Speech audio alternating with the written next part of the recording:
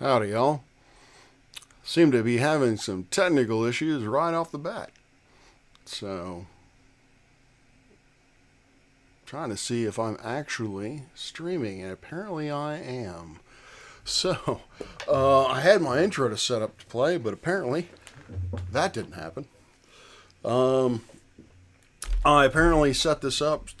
I sent out a link to on Discord, a few different servers, and I accidentally ended that early, so hopefully y'all can find me. Not really. Yeah, anyway, I wasn't actually planning on going live tonight, but before I do all that, howdy y'all, I am Professor Parks, PhD, and I make content on astronomy, science skepticism, and mental health. As I said, I wasn't planning on going live tonight. I was actually coming in, because it's around 10:30 or 10 o'clock for me or so. I was actually coming in to make an intro and an outro and just some little things for YouTube while I had a free moment or so. But I saw a video by Lucky Haskins who was talking about the final experiment. And on that video, I posted a comment asking if he would be still willing to have a conversation with me. He posted a video in response, which I'm going to go over. Now, at the very end of the video, he gave me the latitude to address it in any way that I wanted to. I think he wanted to do this in 10-minute spurts. He says something, I record a video or respond to it in 10 minutes and so forth. Fortunately, that's not how it worked. Because there were a lot of things that he said in that video that I need addressing, and I am anything but succinct, as should be fairly obvious right now. And howdy Clive, howdy Indie Tiger, welcome. So without further ado, let's see if I can actually get this to work. That is not what I want. Oh, actually, it is what I want. But that's what I want.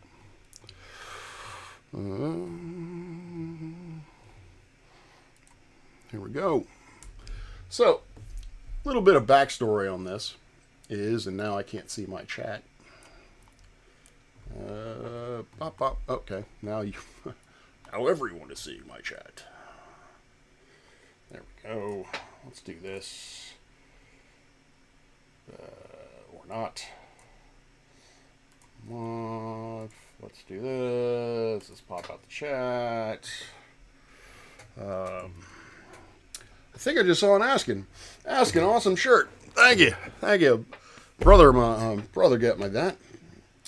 Wild Thoughts AI or Wild Thoughts Al. Can't figure out. I don't know which. But is faith an excuse people give when they don't have a good reason to believe in something? Not sure. I have never used faith as an excuse in that context. So, in terms of my faith in God, I believe I have a good reason to believe it. So, but that's not why we're here. Why we're here is Mr. Haskins. And to give you a little background on this, Stephanie, actually, for those of you who are regulars on my live streams and in my live chats, you should all know who Stephanie is at this point. She's a science skepticism who I've been engaging with through comments and through live chats for a better part of a few months, maybe even longer. And she at one point had suggested that I talk to Lucky. And so I reached out to Lucky a couple of times, and he, I think his kids are involved in hockey, and so it was hockey season, so he didn't really have the time to chat. And then I got busy and didn't really get to him. I put out a video talking about basically the rampant homophobia that I've seen on certain Flat Earth Discords, and he made a response video, which then got deleted. I thought because of that, he didn't want to have a conversation. All that aside, he made a video in response to the flat Earth experiment, which apparently is a cruise. I don't know. I know almost nothing about this experiment, or whatever you want to call it, but Will Duffy has set up. But apparently there is a cruise going to Antarctica where there is Neil deGrasse Tyson and William Shatner, among others, who are going on this. I don't know how this is how or if this is even associated with Will Duffy and that crew, but that's what I did. That's the video that I commented on. Like I said, he gave this response to me. And like I said, I'm going to go through it and respond to it as best I can. A couple parts I'm going to skip because, please let me know if... Because I just made this video. I just made a really nice short 10-minute video. Please let me know if the audio isn't coming through. To Professor Parks. And got done and realized I didn't hit record. There is nothing more frustrating than that, folks. Lucky, done that. Done that a couple different times. One for videos for general public and also for lectures, which is really, really annoying because usually I record those at the last possible minute, which means, yeah, they're late. Because you can't do it twice. You just can't. At least I can't. I shoot from the hip. I say what I'm going to say. Howdy, Nimrod. There's no way I can do it twice. So I'm going to start over. Dear Professor Parks, here's a new video I'm going to make for you. Listen, Professor Parks, thank you very much. I know you're at home near your computer or whatever, or recently because you left me a comment. Thank you very much for swinging by my channel, and thank you very much for inviting me to have a chat. I had pretty much given up on that. And, you know, as you know, I've always tried to be respectful to you. And of all the anti-flat earthers, people that call other scientists science deniers, of all the what I call anti-science people, trying to stifle science, keep it stifled, right? Of all the anti-flat earthers, I've always said I had some respect for you. You know, I always respected you. I thought you were being genuine and all that. I kind of lost sight of that along the way. You know, you went off into, you know, I sort of told you in the comment, I don't want to talk about warped space-time and stuff like that, okay? I mean, come on, man. Talk about mental masturbation. Using... All right, so for a while here, he goes on and says that, basically says that he respects me as a person and so forth. And Lucky, thank you for that. I respect you as well. And yeah, I'm hoping that we can have some kind of dialogue through these things. One of the things that I noticed with your video is that, at least for myself, I feel as if you may have the wrong impression of what I've been saying on a number of different fronts.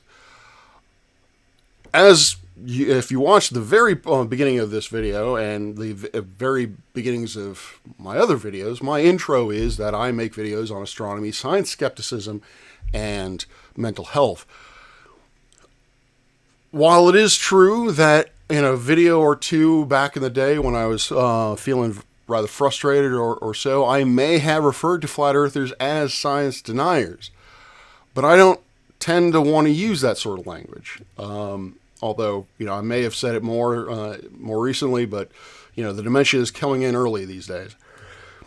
The phrase that I tend to use, even to the chagrin of some of my friends on the anti-flat earth side, if you will, is science skeptic, is someone who is skeptical of the conventional science, which you seem to be.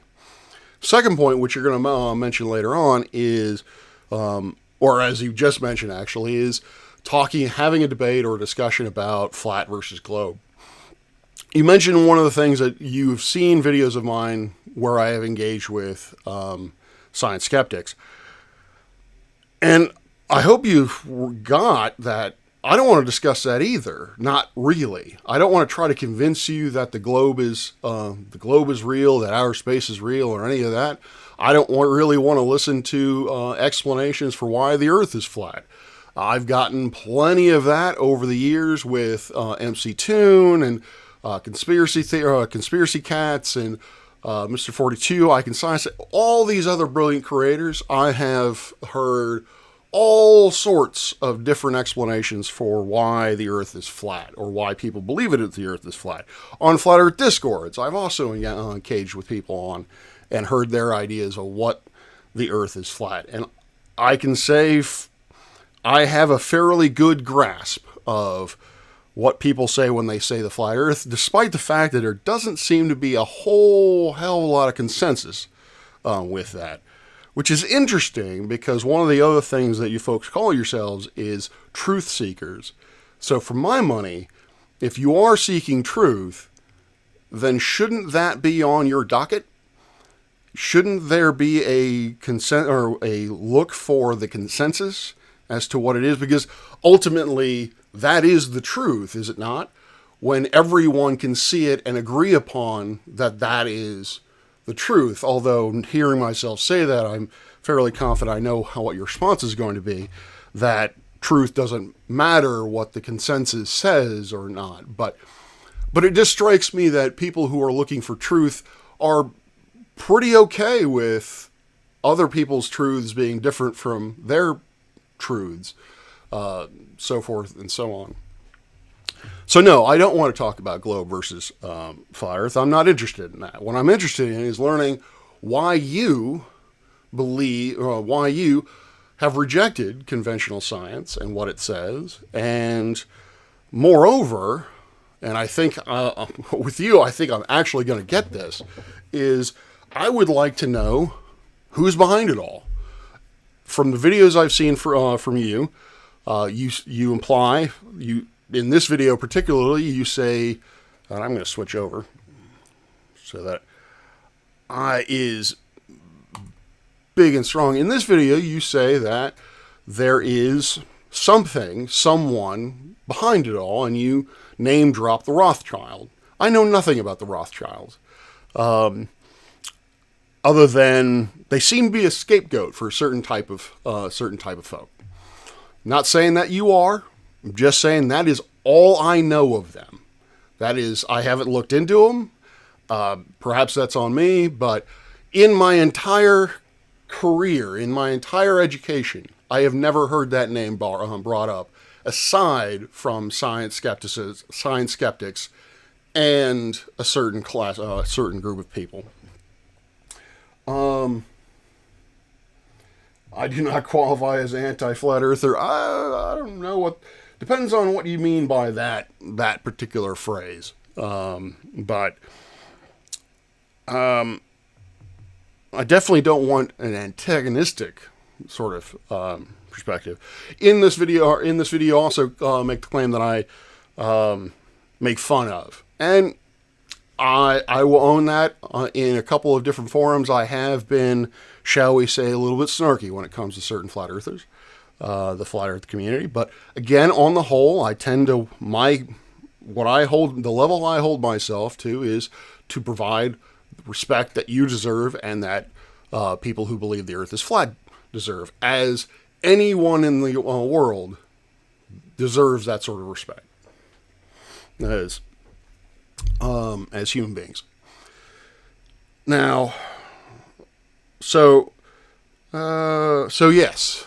So I think you misunderstand me, or misunderstand what my intention is in having a conversation with you. It's not to discuss flat Earth or globe. It's to discuss why it is you have the views that you do. Near the later part of this video, you ask me my opinion on teaching first graders and essentially indoctrinating them to the globe narrative, which I will touch on. I know while I just said that we aren't going to, I don't want to talk about globe and flat, I feel that I need to say this because, again, I think you may have a misunderstanding of where I'm at. This has to do with my response to whether or not the Earth is flat, or the Earth is a globe, is a fact or not. And also dark matter. So let's talk about the Earth is flat for a second. Again, I don't want to have a discussion with this. I'm just simply stating my position with a little bit more specificity. Prior to going into outer space, via my definitions, of what make a fact prior to going outside the Earth, we did not have a direct measure of the Earth. We did not have an image of the Earth. We had indirect measurements of it. To me, an indirect measure is not a fact. To me, a direct measure is a fact. I am 181-ish centimeters. That's a fact. That's something you can measure. That's someone else can measure. When it comes to spherical excess, when it comes to zenith distance, when it comes to all the other things that even go into geophysics and that sort of thing, I would qualify that is all indirect evidence. That evidence strongly supports that the Earth is a sphere, but it didn't become a fact until we had those images from space. Again, that's my opinion. That's how I define things. It probably isn't going to be how other people define things. Howdy UK PI.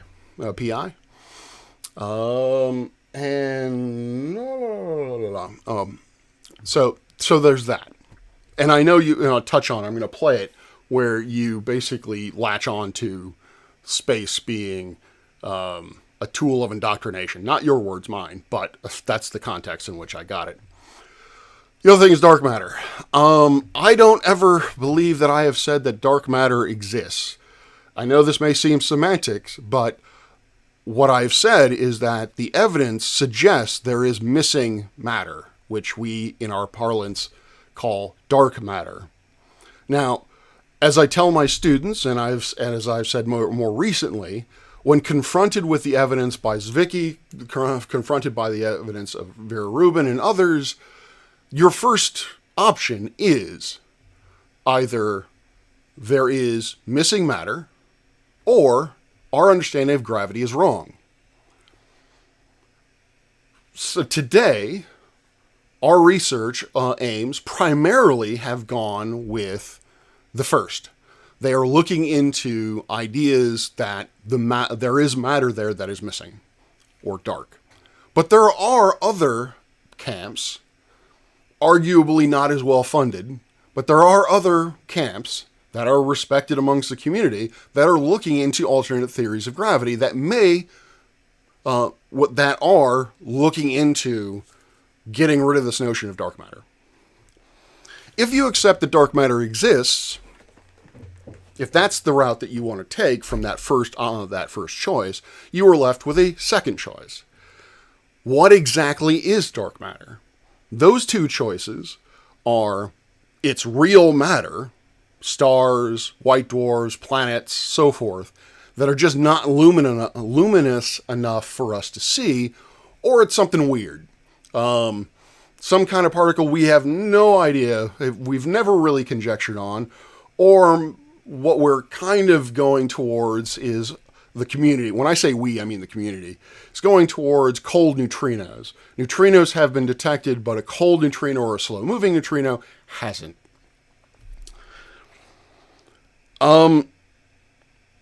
Currently, the evidence suggests that it's the latter. Currently, the evidence suggests that the amount of matter that we have that is normal, baryonic, is insufficient to explain explain the observations that we have. You claim that science is the body of science. I don't think I've ever used that term, but I probably have said something similar to it, so we'll let that go. You say that the body of science is entirely theoretical. I will respond to that. I will play the video so I don't misrepresent you. But for this real quick point is that I strongly disagree with that. And again, I think that's a gross misrepresentation of what is actually done in science. We have observational evidence to support these things. And right now the evidence is suggesting that it is something weird.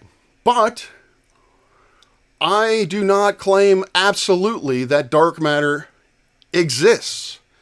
I am open to the possibility that things like MOND, modify Newtonian dynamics, maybe that can ultimately answer this question of the missing matter problem, And maybe that will not have us have to come up with or try to hunt for some, Skype particle somewhere in the woods.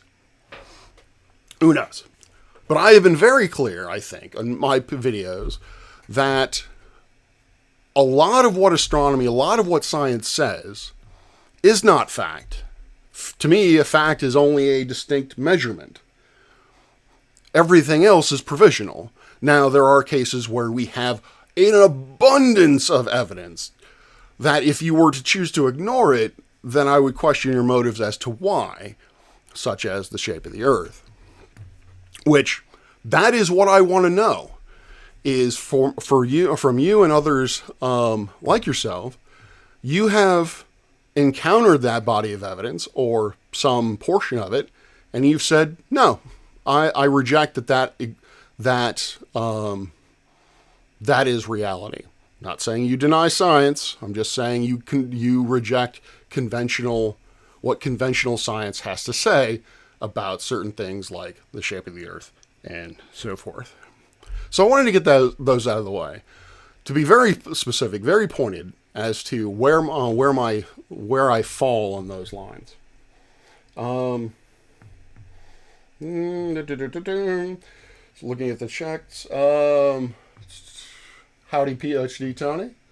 I've heard that Mond is in real trouble, Clive. If it is to work, it still requires the existence of dark matter. Apparently there's a new publication that struck back. I'll have to look at that. Nimrod, streams like this are the reason I love watching streams like this. The most reasonable argument is one that doesn't have to do with acrobatics. All right, so let's go back to the video. And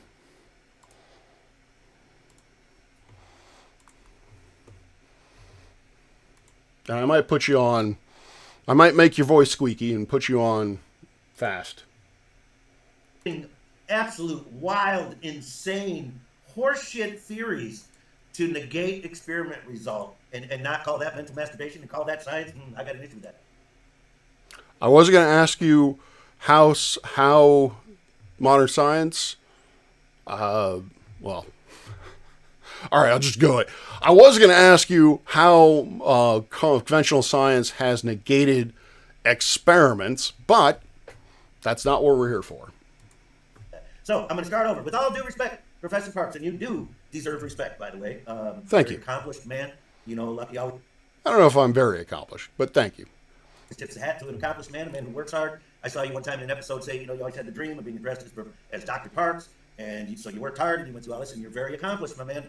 Hat tip, and good on you, man. And I will address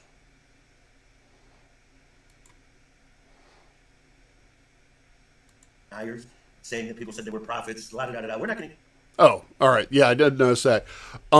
That's not a lie, Lucky. Austin Whitsitt. You can find evidence of this. Austin Whitsitt has made the claim at least twice that I know of that he is in fact a prophet of God. I'm not lying to you. That's demonstrable evidence that there is a person out there who believes that they are a prophet of God, bringing forth the message of flat Earth as dictated by God. Now, I assume that you are a Christian by the way that your intro goes in. And I would ask you, do you not find that to be problematic? That Austin Whitsitt is claiming that he is himself a representative of God, a prophet of God. He knows God's intention, he knows God's will in this particular instance, and is moving forward with that, and refers to his people as basically the followers of those message. I think in one place he actually calls them prophets as well. But I want to back that up just so I don't misconstrue what you said here. Perfect. Now you did lose my respect when you started mocking people, calling them science deniers, saying that people said they were prophets. La da da da. We're not going to get into that. Again, I wasn't mocking anyone when I said that. It is a genuine concern of mine that Whitsitt is saying this. And I believe that there are others the right hand or whatever. I believe there were other YouTubers or other flat earth content creators who said similar things. And as a Christian, I find that to be very disturbing. Because almost to the, I don't like throwing around the H word, but it almost strikes me as a bit heretical. But again, we're not here to discuss that, but I wanted to make sure that you understood that I do try to limit, I do try to be respectful. I do try to not mock people whenever I can. But the prophet of God thing, that's not mocking, that's concern. Lucky don't want to do any of that shit. I absolutely am tired of the horse shit of the community. Here's the thing. I wanted to thank you. Here's what I want to do.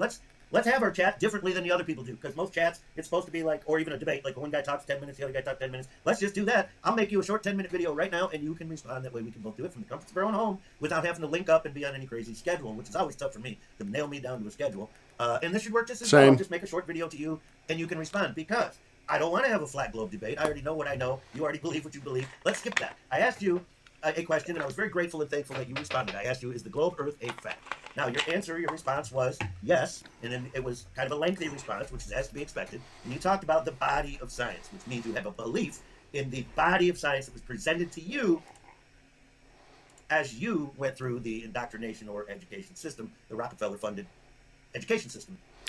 Okay, so I apologize. Earlier I said Rothschild. You are saying Rockefeller. I've heard them occasionally in the same breath, but normally it is the Rockefellers that people talk about. Again, no idea who they are, other than the fact that they were, I think, robber barons, basically corporate giants back in the 20s, exploited a whole bunch of people, yada yada. Shitty white people. Okay, all right, sure. I have never heard their name in relation to anything that I have. Now, I have mentioned this in a different video. I don't remember when, but I'll repeat myself for the sake of it. People seem to have a misconception of what it is to get a PhD, what it is that we do to get a PhD. Yes, if you were in a bachelor's program, and in some cases a master's program, you will sit in classes and you will be taught what is the current state of science. And to a certain extent, you will be asked to regurgitate that. But I would argue that it's a significantly more than that, because you are presented with problems that you need to solve, which require you to think analytically and to put together pieces that are somewhat disparate. I mean, they're all dealing with, say, the formation of the sun or how energy is transported out of the sun, but you have different physical principles. Ideal gas law, opacity, things of that nature. You have these different physical principles, and you are called upon to put these principles together in order to solve a problem. That's a bit more than just simply regurgitating. That is active learning. That is an active engagement within your education system. And honestly, that's really what divides the wheat from the chaff, is that if you cannot do that, if you cannot think analytically, if you cannot solve these problems to the satisfaction of your professors, you are not going to be asked to continue with that program. Sadly, I have seen that far too many times, and that is a whole different conversation. But with a PhD, you have another level on top of that. Classes are only your first 2 years. The next 4 years, give or take, is active research. You are doing something new and different. You are not retreading old ground. No advisor is going to have you recreate an experiment or recreate a study someone else has done. No, you have to do something new. And that, by definition, is not regurgitation.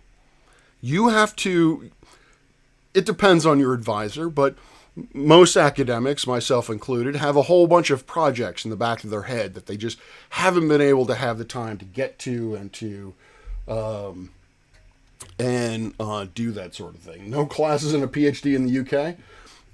Yeah, okay. Here, I guess, technically speaking, the classes are for the master's degree, and then once you've got your master's, you no longer do classes in the PhD section of your program. But that gets into semantics, I guess.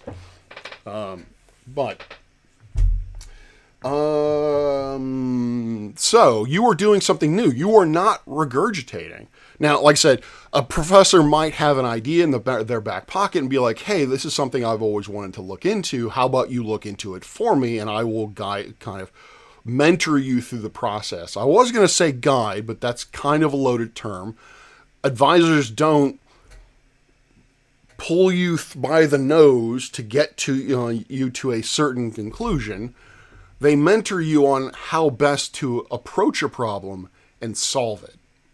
Now, myself, I came up with something new and different. The idea that I came up with was completely independent of my first advisor, who I actually had to drop, and completely different from my second advisor, to the point that my second advisor honestly told me at the very beginning, he said, I may not be qualified to mentor you through this because I know nothing about sunspots or star spots, and I know very little about interferometry.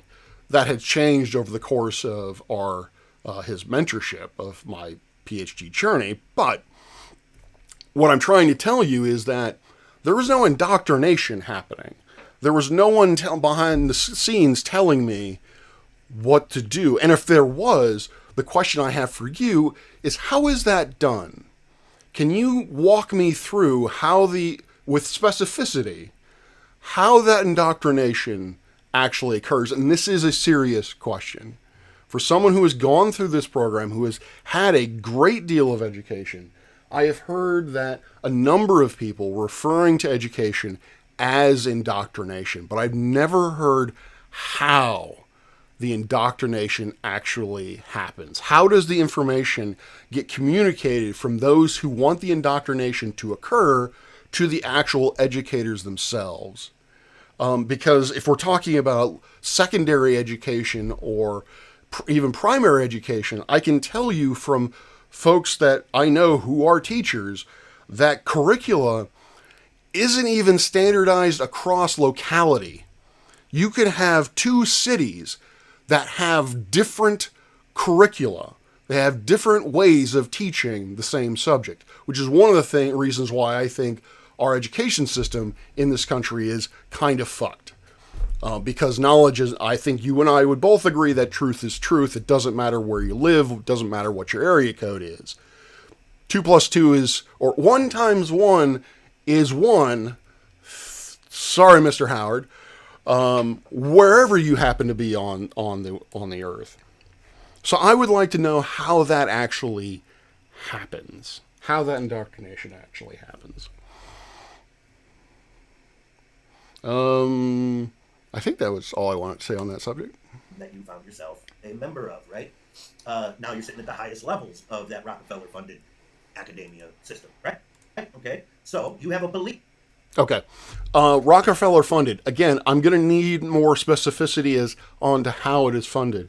I have checked this. For the research that I have been a principal investigator on, I have never been funded by NASA. My grants have always come from the National Science Foundation. Now, I have been a part of teams that may have taken NASA money. I don't know. I didn't go into that kind of depth.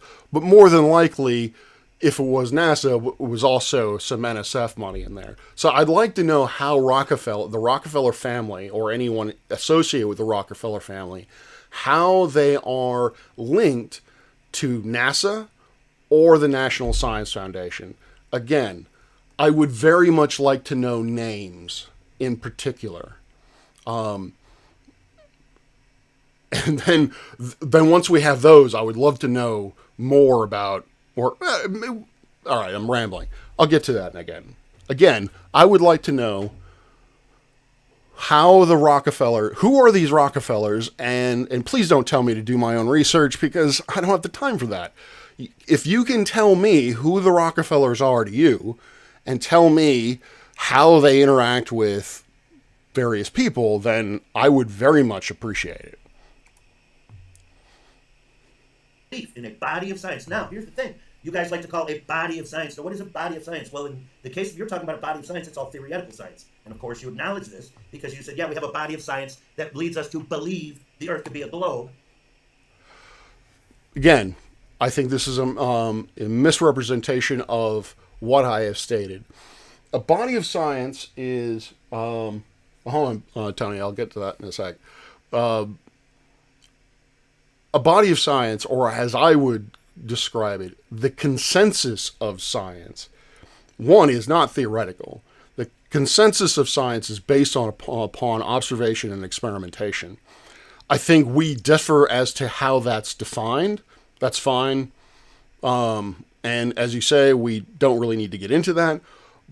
But I want to express that your assertion that the body of evidence or that the consensus of science is purely theoretical is inaccurate. For someone who has done science, that is inaccurate. Science is backed up by experimentation and observation. I don't have a belief in science. I have a belief in God.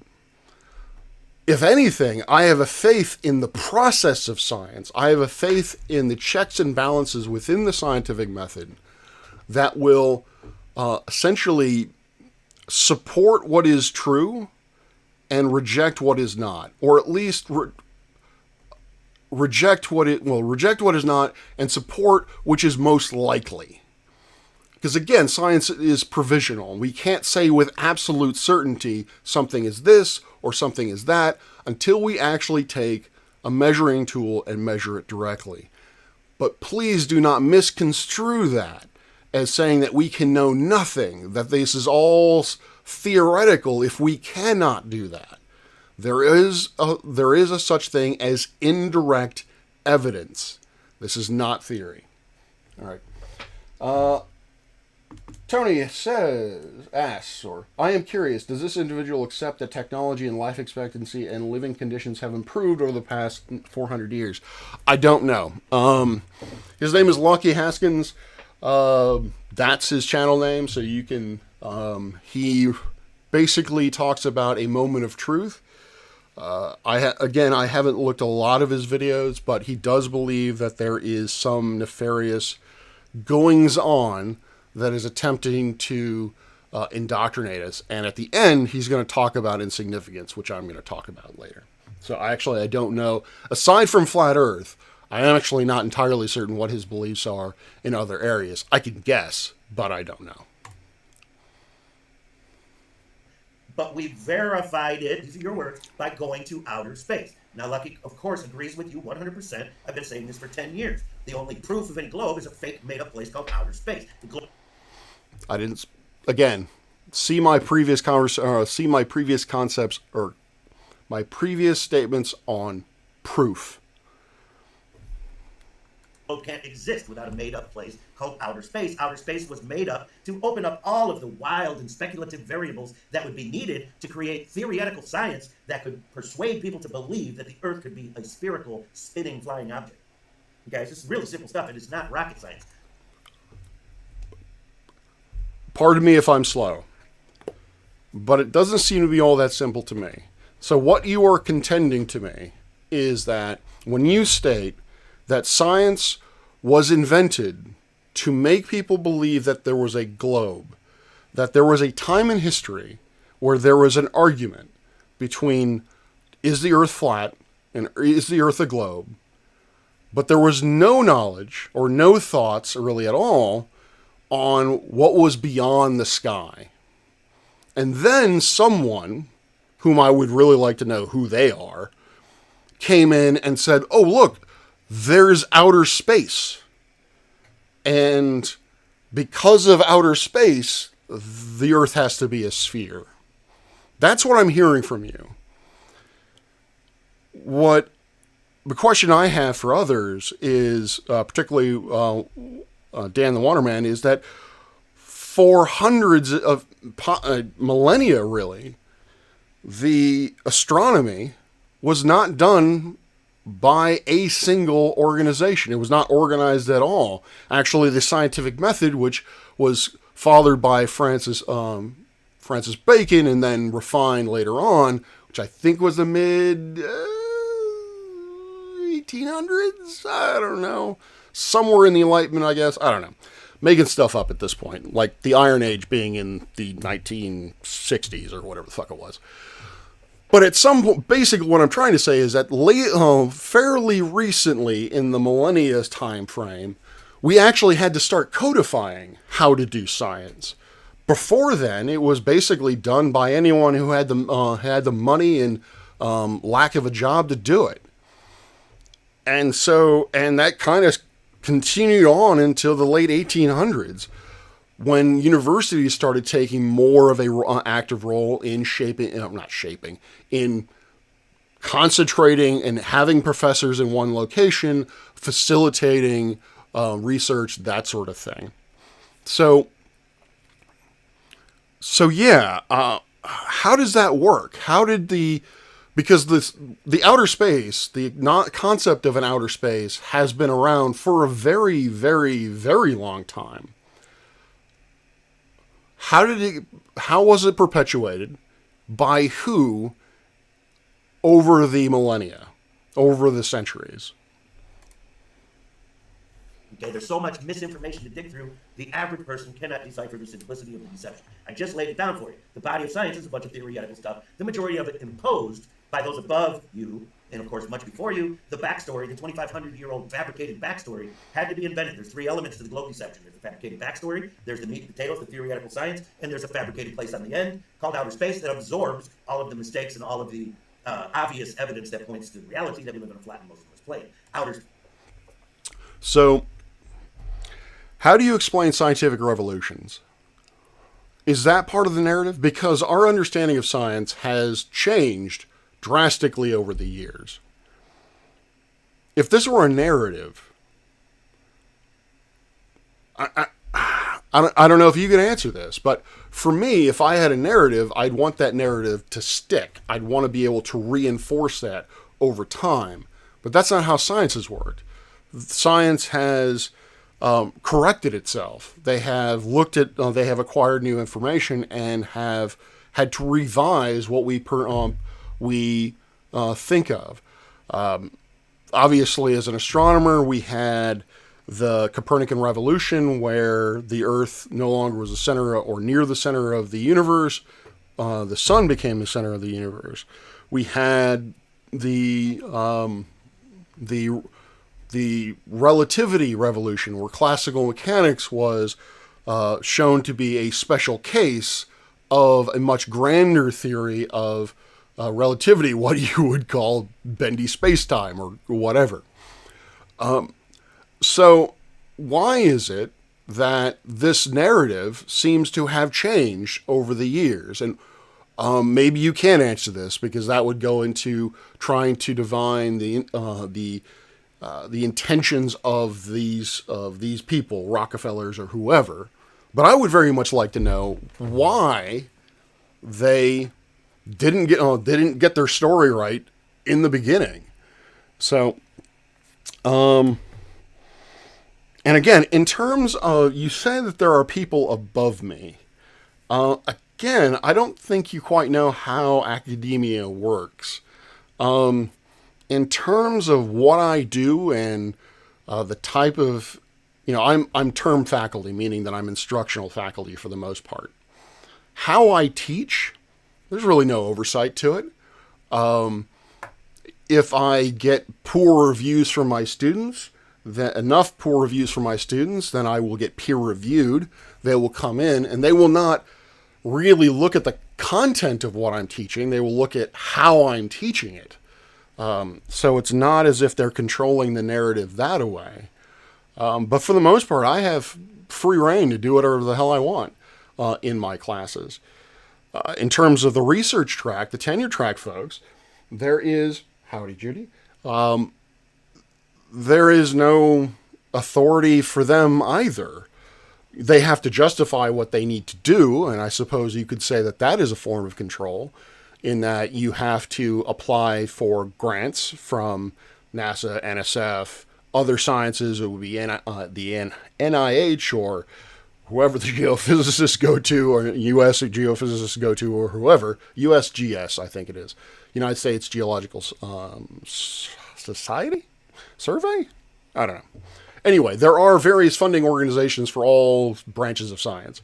You would go to them and say, hey, you want to give me money so that I can do this project. And they would evaluate whether or not that project is of any, not only of scientific merit, but is of more scientific merit than all of the other people who are asking for money.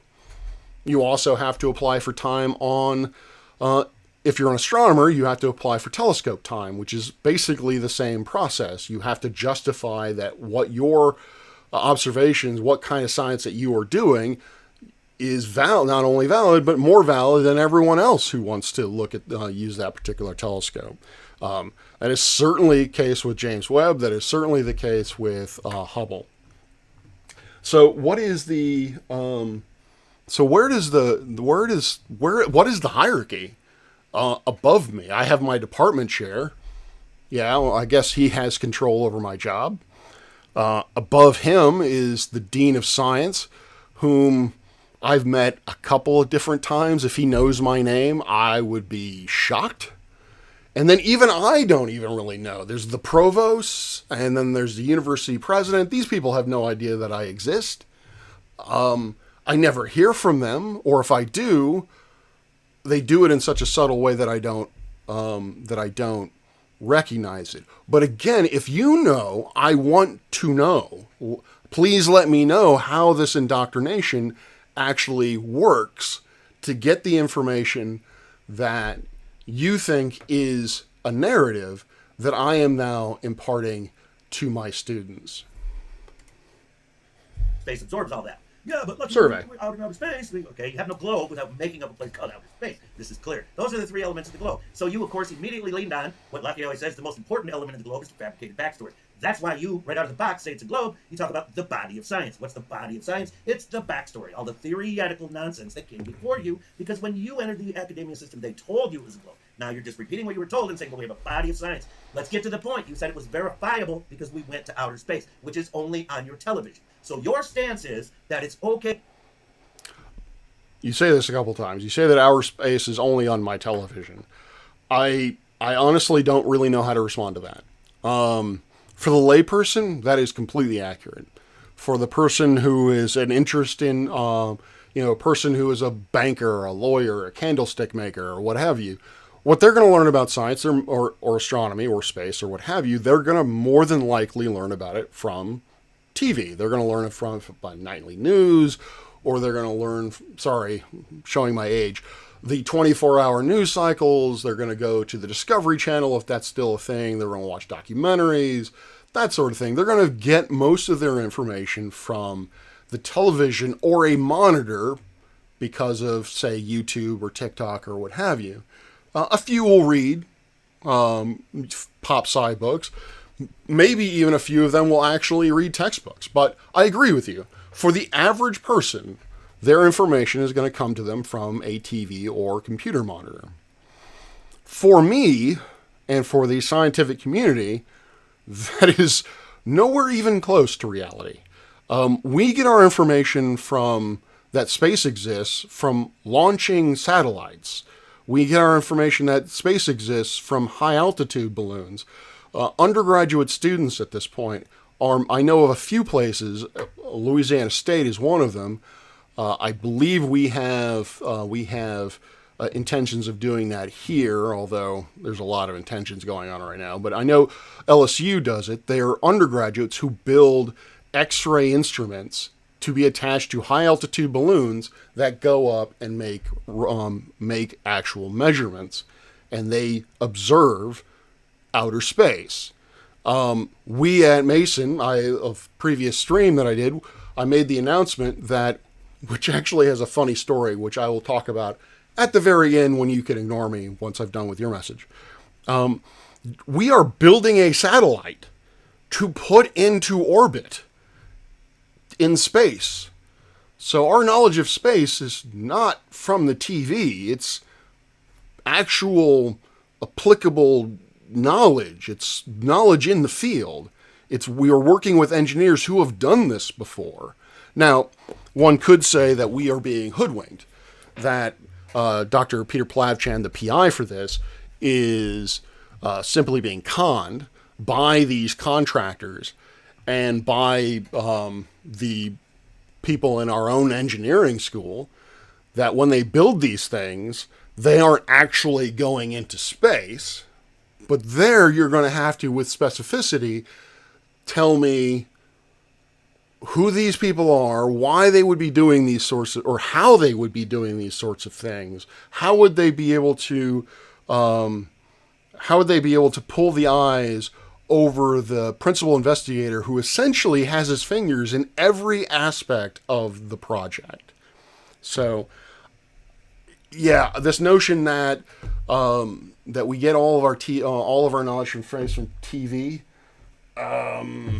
Yeah, I honestly, I don't know where you get that from. That is not, in fact, the case of how science is done. To tell a first grader that we live on a ball and it's 100% true. Where Lucky's stance is, at the minimum, we should tell the first grader, well, we have a large body of theoretical, which means made up, fabricated ideas that the Earth could be a ball, and we verified them on something called the television. And the television is largely used for propaganda, and social engineering of the masses. Now, are you going to then, Professor Parks, since you agreed with me that the only verification of a globe Earth, verification, we all understand your belief in a body of theoretical horseshit, okay? Verification, the only verification that the Earth can be a globe is space travel on television, period. So are you going to state your intellectual reputation on the fact that television is not used for social engineering, television is not used for propaganda? The ruling class elite would never use the television to prove your insignificance to you, because that's what you're saying, okay? Okay, there it is. Few things. I know you're probably, you may go back to mentioning first graders in a second. And you may be being hyperbolic about this. You may not actually mean first graders. Right now, for example, I am doing a summer camp where we are for kids ages from 8 to 15. It's a space-themed camp. We basically do activities related to creating a rocket, sending it to the moon, doing landers onto Mars, looking at the terrain of Mars to see where things would be easiest to land, but also the most interesting to land, and other things that I'm sure you would hate. Going to them and basically telling them that that theoretical science, or that, say, cosmology, for example, is but an idea that we have some support for, but isn't actually true, that's a level of nuance that I don't think the average 8th grader, in my experience, can really fathom. And if an 8th grader can't fathom that kind of nuance, a first grader sure as shit can't do that, can't understand that kind of nuance.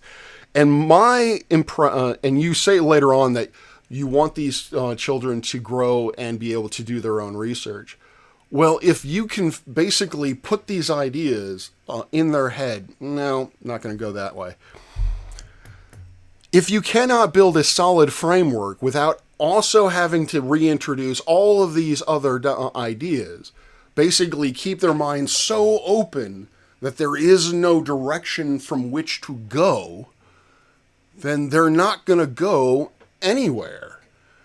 I have from experience, if you have a great deal of people, in my experience, when you sit them in front of a project, you sit them in front of a computer screen, or you put them in front of you give them a problem to solve, and you do so without instruction, there's a phrase that we Gen Xers like, which is fuck around and find out.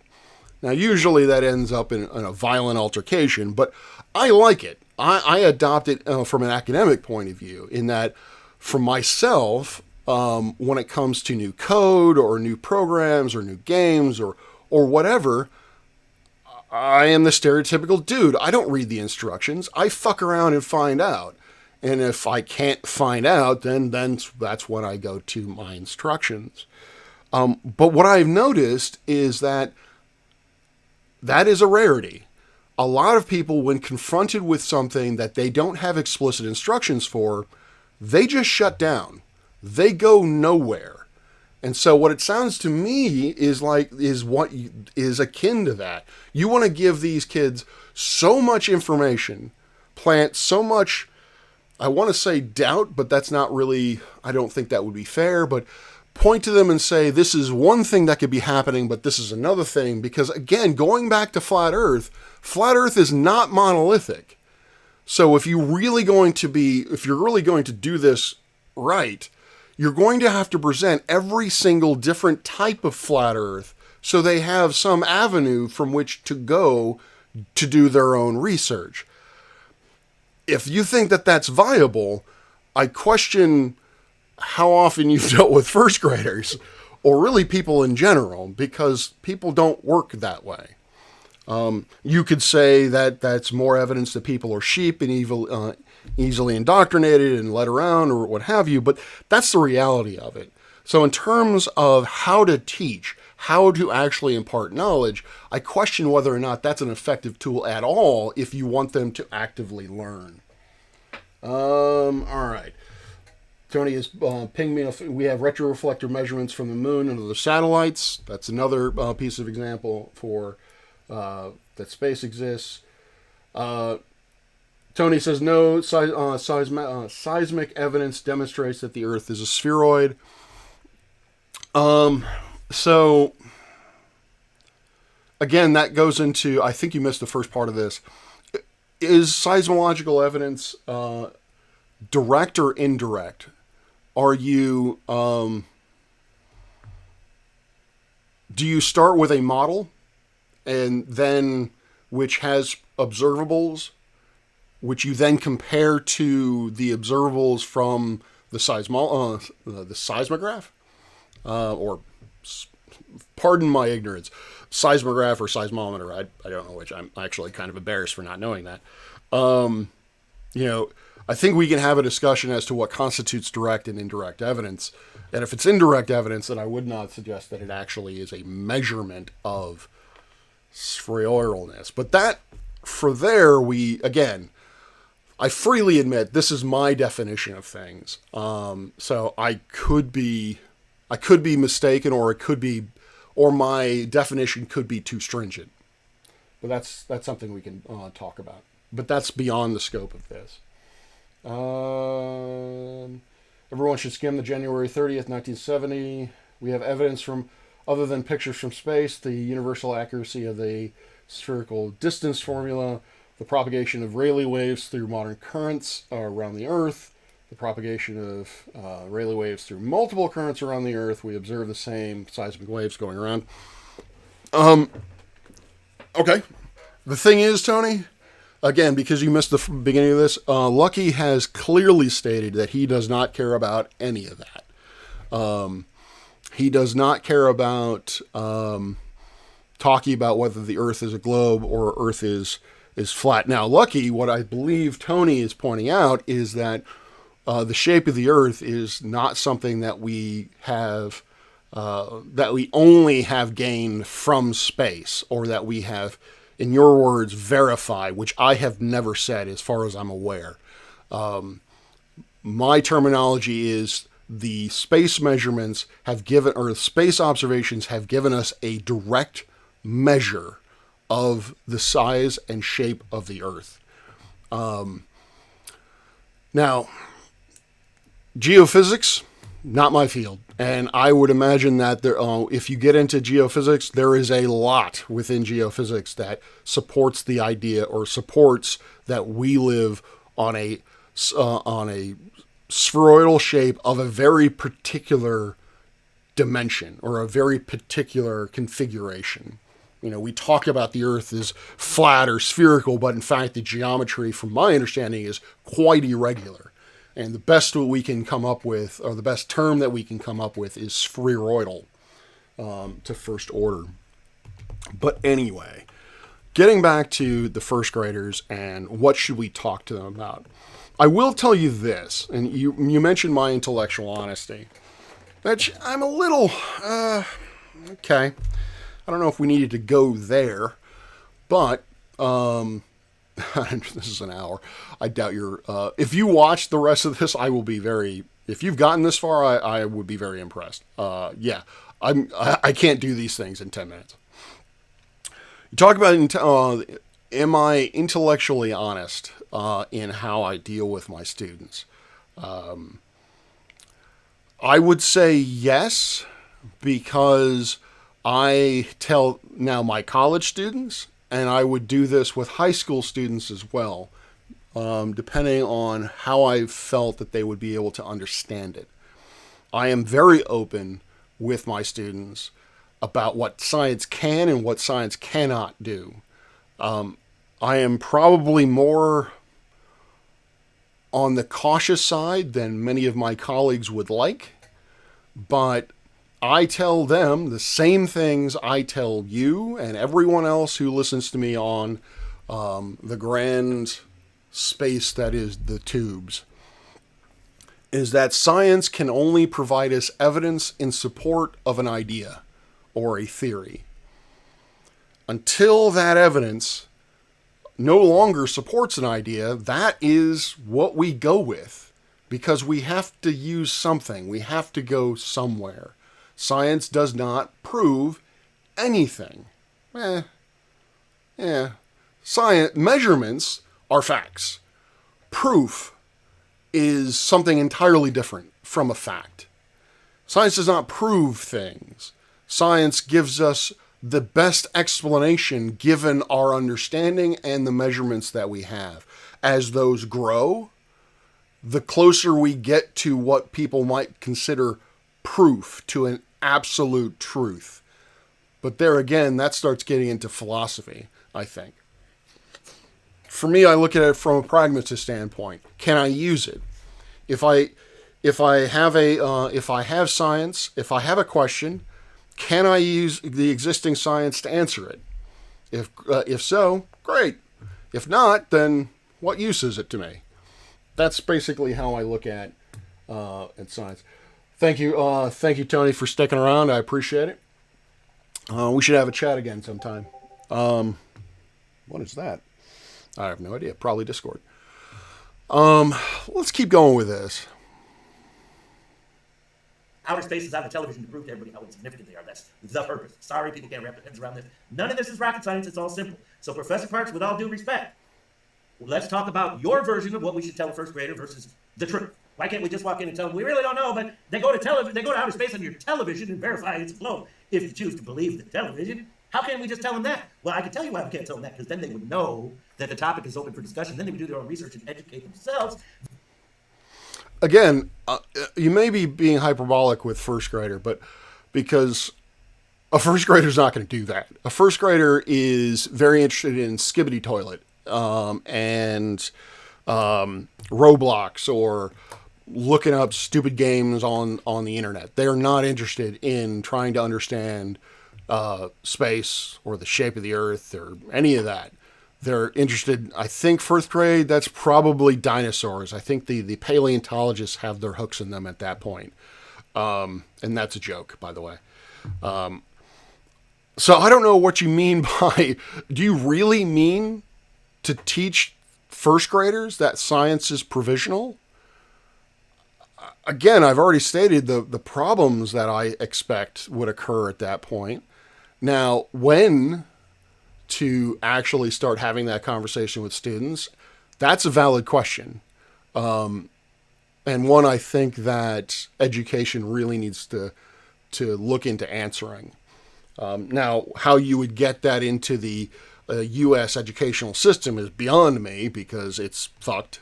But do you really want to do this with first graders? Because to answer your question, I don't know how you would be able to do that with first graders, because I don't agree with your premise that they would become enlightened and be able to do their own research. You also pose this dichotomy, which I don't accept, which is that the two options to present to them are, I guess we don't know, and theoretical science is bullshit. I don't agree with that premise, so I would not be able to tell them that. But I can tell them that science is provisional. Now, this has gotten to an hour, so I want to get to one last point.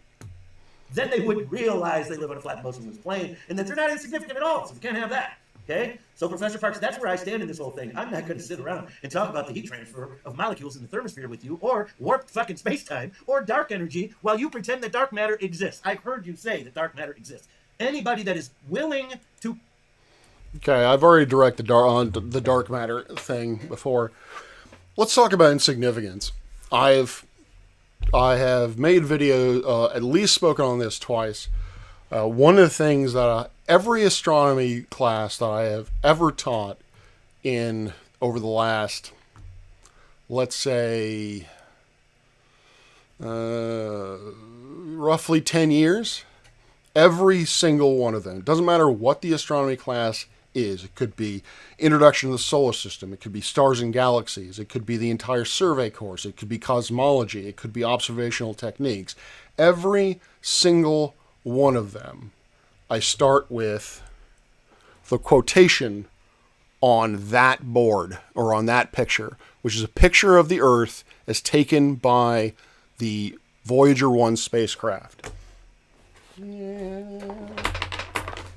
Do I have it here? And I'll just stand up and read you the first paragraph. Look at that dot. That's here. That's home. That's us. On it, everyone you love, everyone you know, everyone you've ever heard of, every human being who ever was, lived out their lives. The aggregate of our joy and suffering, thousands of confident religions, ideologies, and economic doctrines, every hunter and forager, every hero and coward, every creator and destroyer of civilization, every king and peasant, every young couple in love, every mother and father, hopeful child, inventor and explorer, every teacher of morals, every corrupt politician, every TikTok influencer, that's my addition, every supreme leader, every saint and sinner in the history of our species live there on a mote of dust suspended in a sunbeam. Now, I will be the first to admit, those words are written by Carl Sagan in his book, The Pale Blue Dot. I will be the first to admit, and I've done this on stream, you can look at a video that I did that was reviewing the book. Sagan, you are right. Sagan effectively looks at that and says that we are insignificant. And this is to all of my students, whom at this point easily number into the thousands. I have taught easily 1,000 or more students. All of them have heard this. That I do not believe that knowledge of astronomy and knowledge of the space and the universe that we live in make us insignificant at all. Actually, quite the opposite. The exact opposite. That mote suspended in a sunbeam corresponds to all that is human. That is all of humanity. That is where God placed us. That is where we currently reside. If you were to scratch out, if you were to Thanos your fingers and wipe out the earth, you will have wiped out human civilization. To me, that makes us exceedingly significant. We are the only humans in a universe that is 13.8 billion years old and roughly 93 billion light years across, as current science would suggest.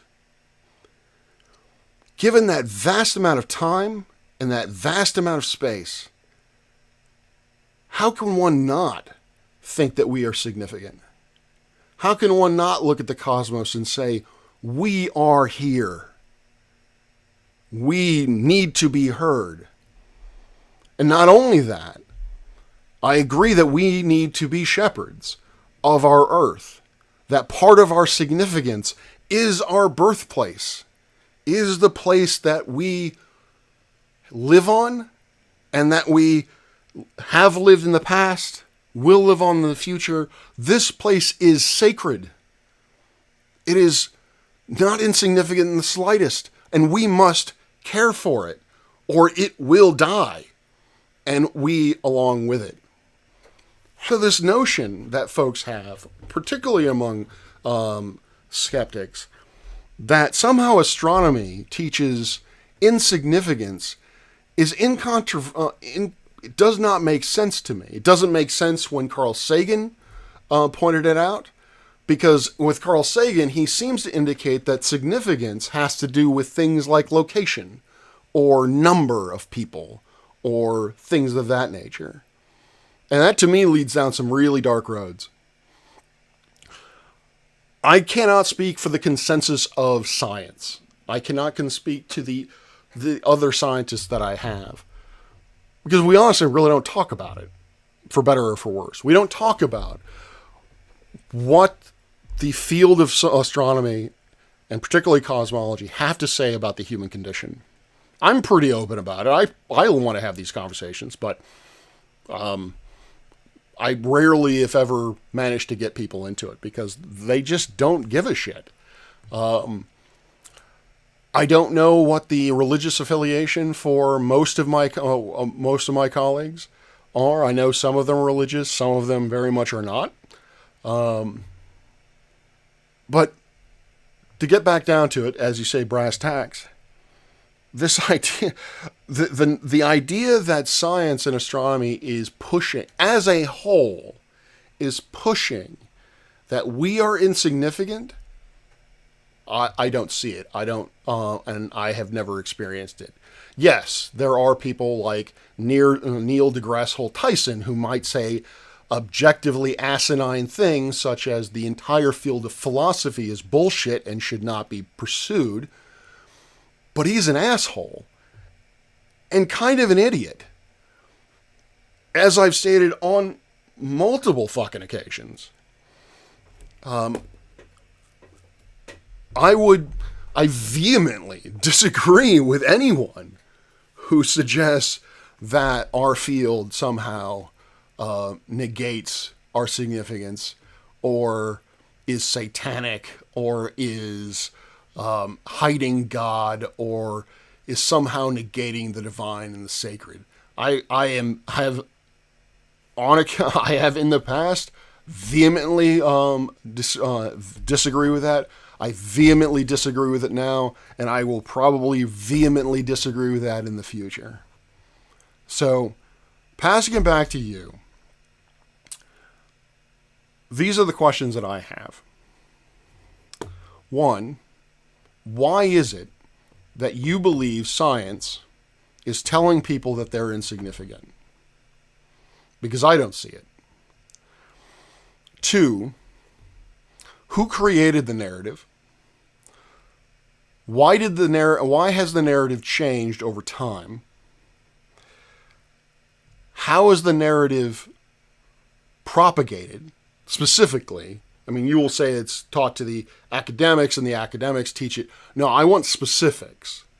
Are there conferences that the people who are writing the narrative go to with people who are, say, the professors?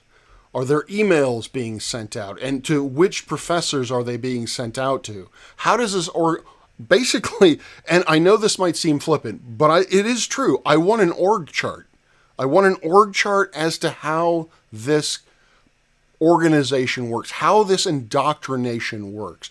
Because any form of indoctrination, any form of human endeavor has to have bureaucracy. It has to have some kind of formal, or it has to have some kind of structure underneath it in order for it to be effective at anything, and particularly effective at this scale. I mean, you're talking about a global, a fabricate. If you are right, then nearly 8 billion people have been hoodwinked, have been deceived, and from what I'm hearing from you, it is in fact purposeful. So, given that now I'm going to assume that it's purposeful. So 3, 2 is who wrote the narrative, how is it propagated, that sort of thing, basically the org chart. 3 is why.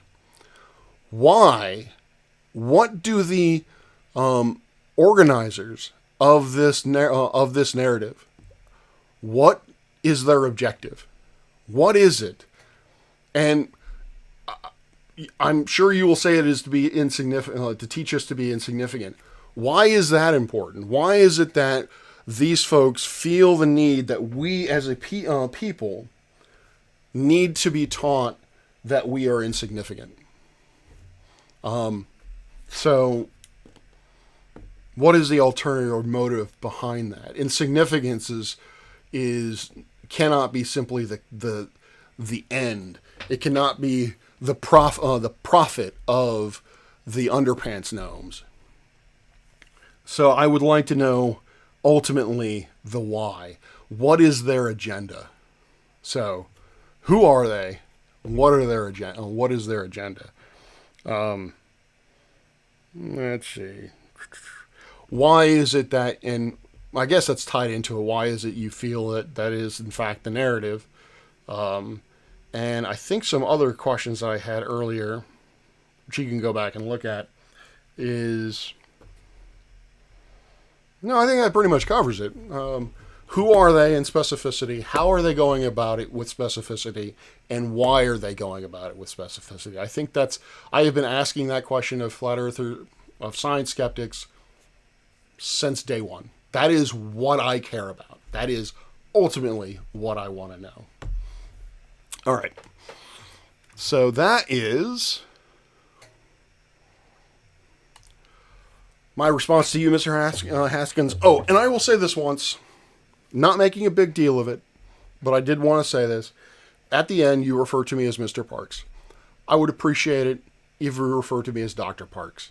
I know that might seem like I'm dick measuring and be like, hey, I got a PhD, blah, blah, blah. But it is the honorific that I, as you yourself said, I earned. So I would rather people call me Dr. Parks than Professor Parks. Professor Parks is simply the gnome to get, or my YouTube persona, as it were. So... So yeah, I do say specificity quite often.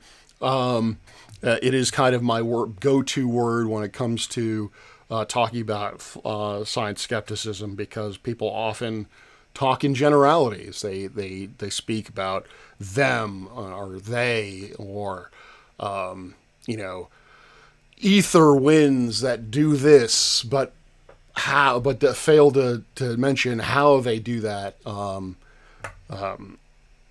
What kind of physical principles are involved behind how ether wind is driving, say, Michelson-Morley experiment or whatever. So yeah. Howdy, nerd. Nerd alert. Don't need an org chart to understand that Clive is in the middle of the spider web. No. Actually, I wouldn't say he's in the middle of the spider web, because that would to me indicate something secretive. And if anything, Clive is not secretive. He has very clearly stated that he is going to build a laser on the Earth, on the moon, and annihilate anyone on the Earth that disagrees with him. He is, in fact, wants to be the emperor of the world. So on the org chart, there is Clive, and then there are peons. Whom I don't think he even cares about. No, Clive, he is the spider. Well, I am the walrus. I will say that. All right, so the one thing I wanted to say about the GMU thing, the GMU announcement.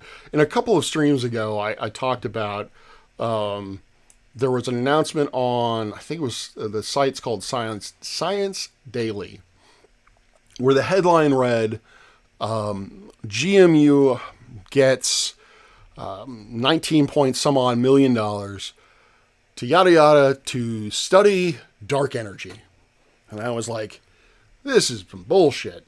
That's not what the Land Alt mission is for. Yes, it has implications for dark energy studies, but that's not the main reason for it. It was born from a guy. Peter is is a planet hunter. That's what he wants it for. He wants more precise photometry so that he can better find planets. He doesn't care about dark energy. Well, it turns out that that article was plagiarized, word from word, from a press release that GMU wrote. Yeah, I was so proud when I learned that moment. But it gets better. So, I actually know the person who wrote it. She is the head of the Marcom, Marketing Communications Division here at George Mason. She and somebody else. It was two people who wrote it. She was one of them. And I'm working with her on a couple of different other projects. And I reached out to her and said, hey, you do realize, or I don't know if you were aware of this, but Science Daily just stole your article and published it under a byline, Charles something or other. So it's not like they said as reprinted from George Mason. No, it's presented as if some dude wrote this thing. And when I say word for word, I mean it. Cut, paste. It is the worst form of plagiarism I have ever seen. It is the rote definition of plagiarism. And I went to her and was like, hey, did you know this was happening? And her response was, it's okay. I'm glad we got into Space Daily.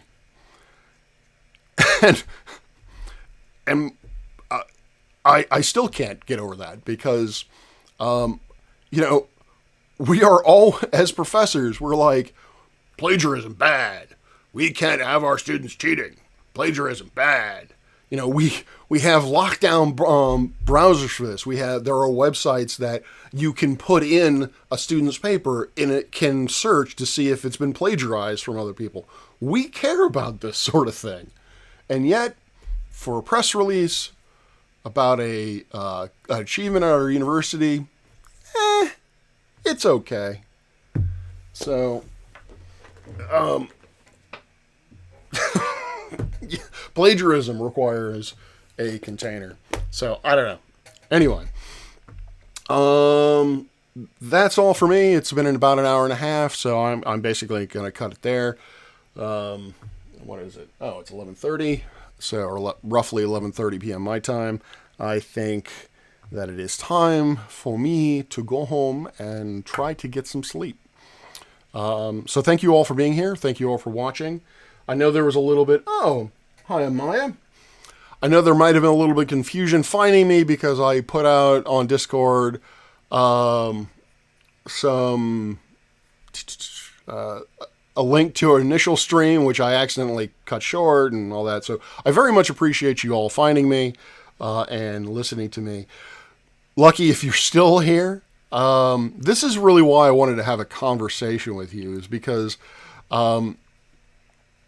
doing a 10-minute video back and forth, that works for the vlog brothers, but I just can't. It doesn't work for me. I am a verbose sumbitch, and I can't just make a video because you just lose so much context with it. It's nearly as bad as having a conversation in a comment section. So if you don't want to respond to this and you just want to cut it here, that's up to you. If you want to make a response video, I am very willing to keep doing this, responding to your videos, going back and forth. But I do want to make you aware that my videos are going to be about an hour or hour and a half long, depending on how long yours are. Because I can talk. I think anyone who knows me tells me I can talk. So with that being said, I am Professor Parks, PhD, and I make videos about astronomy, science skepticism, and mental health. If you like that sort of thing, please like, share, and subscribe, and hit that bell for notifications, because I'm one chaotic son of a bitch, and I don't do things regularly. For instance, I am planning on going live tomorrow to talk about the first 3 chapters of Tychos, our geoaxial binary system, which is bonkers, by the way. I meant to do it today, but work got in the way, so it's going to be on tomorrow. But this was impromptu. I didn't know about this until I got on and saw Lucky had posted this video and asked for a response. So there you go. So if you want these notifications, if you want to know what I'm up to, hit that bell for notifications. If you would like to support what I do here at the observatory, and like I said, right now we're in the middle of a summer camp where we have 8 to 15-year-olds who come in, and we're basically having a space-themed summer camp where we introduce them or what's the word I'm looking for? Give them exposure to rocketry. We give them exposure to simple problem solving. Gliders. They make gliders. They explore the surface of Mars and other things. That takes money. So if you would like to help us, if you'd like to support us and our endeavors here at the George Mason Observatory, please consider becoming one of my patrons. Dornaku, Indie Sci-Fi Reviews, and Judy Bassett are all patrons of mine. And so all of that money goes directly into the observatory, into miscellaneous things like power strips, all the way up to actual planetary cameras, which we use in outreach events. All in doing so, we free up money that we can then use for camp supplies, salaries, and so forth. So that being said, if you'd like to help support that sort of thing, please consider becoming a patron. If you'd like to help me through these times where the university seems to think that I can live a month without a paycheck, please consider becoming a channel member. All of that money goes into my grubby little hands and helps motivate me into trying to pursue sort of a second career in science communication. Oh, you are most welcome, Judy. Most welcome. Your contributions have been invaluable here at George Mason. And I'm sure, and I'll DM you. So yes, thank you all for being here live. Thank you all for listening to me ramble. For those of you who watch later on Memorex, thank you for your time. I hope you all do well. Peace out and clear skies.